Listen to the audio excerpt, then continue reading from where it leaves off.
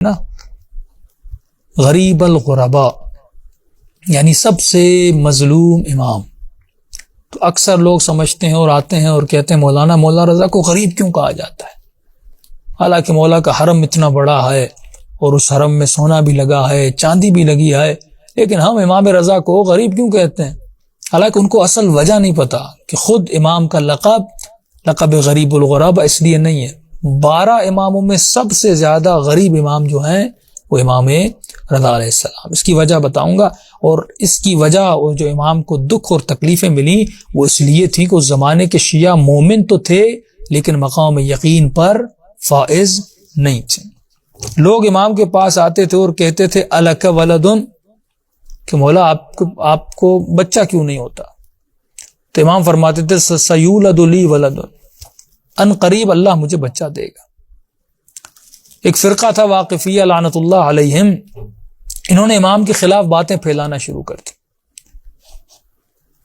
یعنی 7ویں امام کے بعد جتنے بھی اکثر 7ویں امام کے جتنے بھی خاص الخاص اصحاب تھے وہ امام رضا سے پھر چکے تھے، امام کی امامت کو نہیں مانتے تھے اور لیاذ باللہ کہتے تھے یہ امام نہیں ہے کیونکہ یہ صاحب نطفہ نہیں ہے، اس کے پاس اولاد نہیں ہے. لیکن امام بار بار یہ کہتے تھے سیولدو، اللہ انشاءاللہ مجھے بچہ دے گا. اب یقین نہیں تھا نا، ایمان تھا لیکن یقین نہیں تھا. اگر یقین ہوتا یہ کبھی بھی اپنے امام کی شان میں اتنی گستاخی نہ کرتے. تو اکثر امام پر یہ شک و شبہات ظاہر کیے جاتے تھے اور کہتے تھے کہ امام رضا کے پاس اولاد نہیں ہے. ایک دن امام نے اپنے صحابی کو صبح سویرے بھیجا اور کہا جتنے بھی میرے اصحاب ہیں ان کو گھر میں بلا کر رہا ہوں. صبح سویرے ابھی روشنی بھی نہیں ہوئی تھی، یعنی اذان تو ہو گئی تھی لیکن ابھی سویرا نہیں ہوا تھا. یہ تمام تر جاتے ہیں اور اصحاب کے دروازوں پر دستک دیتے ہیں، فرزند رسول نے تمہیں بلایا ہے. تمام تر اصحاب بنو ہاشم جمع ہوتے ہیں اور امام کے گھر میں آ کر بیٹھتے ہیں. اب سارے انتظار میں ہیں کہ اس وقت امام نے ہمیں کیوں بلایا ہے. سارے پریشان ہیں کہ اچانک مولا دروازہ کھولتے ہیں اور وہ چہرہ، وہ ابوہت، وہ حیبت جو امام کے چہرے پر تھی، امام ظاہر ہوتے ہیں اور آ کر بیٹھتے ہیں، تشریف فرما ہوتے ہیں. سارے امام کو دیکھ رہے ہیں، سب انتظار میں ہیں کہ امام رضا آپ نے ہمیں کیوں بلایا. اس وقت صبح کا وقت ہے، کوئی اہم بات ہے کہ آپ نے ہمیں بلایا ہے. تو ایک مرتبہ امام کا سر نیچے تھا اور امام نے اپنے سر کو بلند کیا اور امام نے فرمایا قد ولد لی البارحہ، کل رات خدا نے مجھے ایک فرزند عطا کیا ہے، کل رات خدا نے مجھے ایک بیٹا عطا کیا ہے. کہ لم یولد فی الاسلام مولودن، کہ اسلام میں کبھی اس جیسا بچہ پیدا نہیں ہوا. اعظم برکتن من ہو، کہ جس کی برکت اتنی ہو. شبیہ موسیٰ بن عمران فالق البحار و شبیہ عیسیٰ بن مریم قدست امہ. خدا نے مجھے کل رات ایک ایسا بیٹا عطا کیا ہے کہ وہ حضرت موسیٰ بن عمران جیسا ہے. کہ موسیٰ نے جب اپنی عصا کو دریا میں لگایا، سورج کی روشنی دریا کی تہ تک گئی اور پورے دریا کو روشن کر دیا. اللہ نے مجھے ایسا بیٹا عطا کیا ہے کہ جس کے نور نے واقفیوں کے، یعنی ایسے لوگ جو 7ویں امام کو تو مانتے تھے لیکن 8ویں امام تک رک گئے، کہ یہ میرا وہ بیٹا ہے کہ موسیٰ بن عمران نے جب یعنی سورج کی روشنیوں کو دریا کی تہ تک لایا تھا اور پورے دریا کو روشن کر دیا تھا.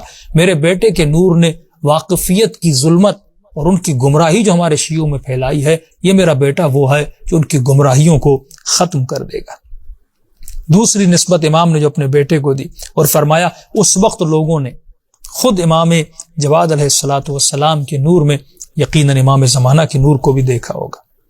اور یہ آپ اس بات پہ غور کیجئے کہ ہمارے پاس لوگ 4 امامی بھی ہیں، 6 امامی بھی ہیں، یعنی 4 امام والے بھی ہیں، 7 امام والے بھی ہیں، 8 امام والے بھی ہیں، 7 امام والے بھی ہیں، لیکن ہمارے پاس کوئی 9 امامی نہیں ہے.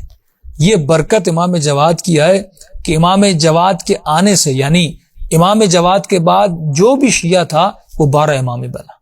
یعنی امام جواد نے آنے کے بعد 8 امام کی امامت کو بھی تثبیت کیا، اپنی امامت، 10ویں امام کی امامت، 11ویں امام کی امامت اور یہاں تک کہ امام زمانہ کی امامت. یعنی اس امام کے آنے کی وجود کی برکت یہ ہے کہ لوگ امام زمانہ تک بھی پہنچے اور اس کے بعد شیعوں میں کوئی فرقہ نہیں بنا. پھر فرمایا اللہ نے مجھے ایسا بیٹا عطا کیا ہے، اس کی ایک شباہت حضرت عیسیٰ ابن مریم جیسی ہے. وہ شباہت یہ ہے کہ جب حضرت عیسیٰ ماں کی گود میں تھے تو لوگوں نے حضرت عیسیٰ کی ماں پر تہمت لگائی تھی، اور یہ دن امام رضا کو بھی دیکھنا پڑا کہ یہ وہ میرا بیٹا ہے کہ جو تہمت جس طرح انہوں نے لگائی تھی یہ میرا بیٹا اپنے والد کو سرخرو کرے گا، کہ خود امام جواد کے پیدا ہونے کے بعد میرے منہ میں خاک لوگوں نے امام رضا کے خلاف عجیب نسبت امام کو دینے لگے، اور یہاں تک فرمایا کہ یہ امام رضا کا بیٹا نہیں ہے، امام کہیں سے کوئی اور بچہ اٹھا کے لائے ہیں، اور کیونکہ ہم کہتے تھے یہ صاحب اولاد نہیں ہے، یہ کہیں اور سے بچہ لے کر آئے ہیں اور کہہ رہے ہیں کہ یہ میرا بچہ ہے۔ اتنا پروپیگنڈا کیا انہوں نے امام رضا کے خلاف، اس حد تک پروپیگنڈا ہوا کہ بنو ہاشم مجبور ہوئے امام رضا کو ایک باغ میں بلایا گیا۔ اب ظاہر اس وقت امام جواد 3 یا 4 برس کے تھے، باغ میں بلایا، انہوں نے کہا ہم ایک چہرے شناس کو بلاتے ہیں جو چہرے کو دیکھ کر پہچان لیتے ہیں یہ بچہ کس کا بچہ ہے۔ ہم نے کہا ٹھیک ہے، جس کو بلانا ہے بلاؤ، جو حق پر ہے اسے ڈرنے کی کیا ضرورت ہے۔ تو اس باغ میں ان بدبختوں نے کیا کیا، امام کو کہا کہ آپ باغبان کا لباس پہنے۔ امام نے لباس پہنا باغبان کا جو باغ میں کام کرتے ہیں، اور امام کے ہاتھ میں بیلچہ دیا کہ آپ جا کر فلاں دور جگہ پر باغ میں تھوڑا کام کریے تاکہ کسی کو پتہ نہ چلے کہ آپ اس کے والد ہیں۔ تو انہوں نے بچے کو بیچ میں بٹھا دیا اور خود پراکندہ ہو کے بیٹھ گئے۔ اس کے بعد انہوں نے چہرے شناس کو اندر بلایا۔ اب چہرے شناس باغ میں آیا، اسے کہا کہ آپ چہرے شناس ہیں، یہ بچہ ہے، آپ بتائیے ہم سب میں سے اس بچے کا والد کون ہے؟ اس چہرے شناس نے بچے کو کہا کہ بچے کھڑے ہو جاؤ۔ مولا جواد کھڑے ہوئے، کہا کہ چند قدم آگے جاؤ، چند قدم آگے گئے، چند قدم پیچھے آؤ، چند قدم پیچھے آئے، پھر بچے کو کہا بیٹھ جاؤ، بیٹھ گئے۔ اسی طرح امام کو ادھر ادھر چلایا، اور ایک مرتبہ جتنے بھی حاضرین تھے اس نے تمام حاضرین کے چہروں کو دیکھا، ایک ایک کو دیکھا، ایک ایک کو دیکھا، اور آخر میں چہرے شناس نے کہا میں تم سب میں اس بچے کا باپ مجھے کہیں نظر نہیں آ رہا۔ اتنے میں دور سے اس کی نگاہ امام رضا پر پڑی، بہت دور کھڑے تھے اور کسی درخت کے نیچے ہاتھ میں بیلچہ لیے درخت کاری کر رہے تھے۔ اس نے دور میں کہا کہ اگر اس بچے کا والد کوئی ہو سکتا ہے وہ دور سے آنے والا وہ شخص ہے جو اس کا والد ہے۔ اس طرح اعجازی طور پر، اور بہت ساری باتیں ہیں جو امام جواد کے حوالے سے منقول ہیں، اس طرح امام جواد کی شان ہے۔ تو ہر اہل بیت علیہ السلام نے اپنے مختلف اوقات میں اپنے شیعوں سے انہوں نے تکلیفیں دیکھی ہیں، ان کے زخم زبان سے اماموں نے تکلیفیں دیکھی ہیں۔